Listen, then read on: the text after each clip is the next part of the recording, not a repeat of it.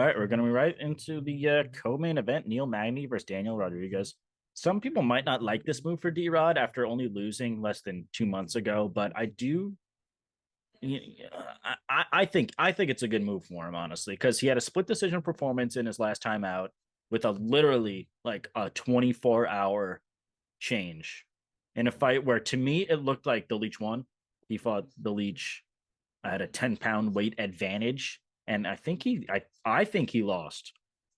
But not to say that it wasn't close, but I think the damage from Leech overpowered, the slight more volume that D-Rod had in the end.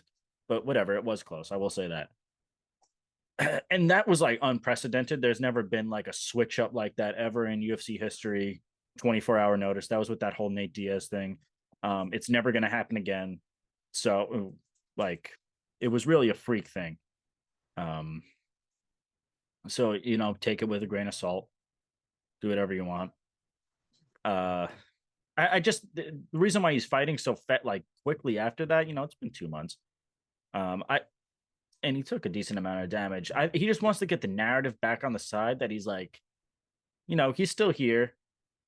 People kind of ran his name through the mud a little bit, as they do when someone wins in a controversial way.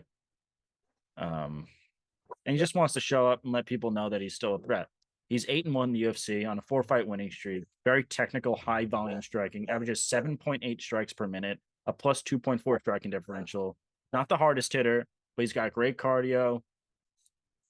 Fucking dogs, dude. He's taking on Neil Magny, and the craziest stat for this is that Magny is actually younger than D-Rod. I could not believe that. Magny's had a 27-fight UFC career, stemming just under a decade, and because of that, he's taken a lot more damage.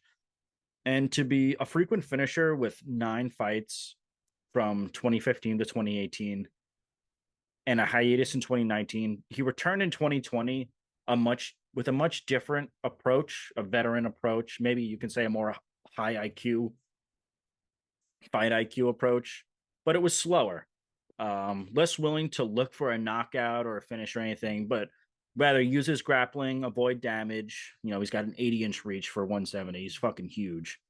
6'3" or whatever. And, take the fight into the later rounds and do his thing.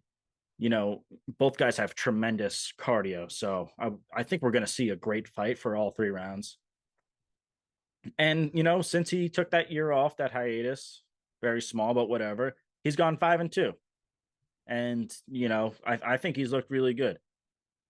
That being said, I think that he lost his last time out to Max Griffin, who fought last week. That wasn't even his last time out, excuse me. He fought Shavkat Rakhmonov and got subbed in the second very one-sidedly.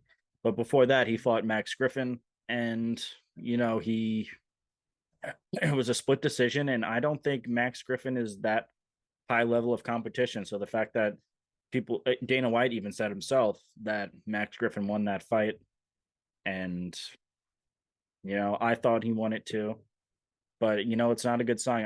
I just think that Father Time is catching up with him a bit, and I don't like that. And at the UFC Apex, we're at a smaller octagon, so he's not gonna be able to like get on his horse that much and like back up and like keep the distance, use the jab, use his 80-inch reach.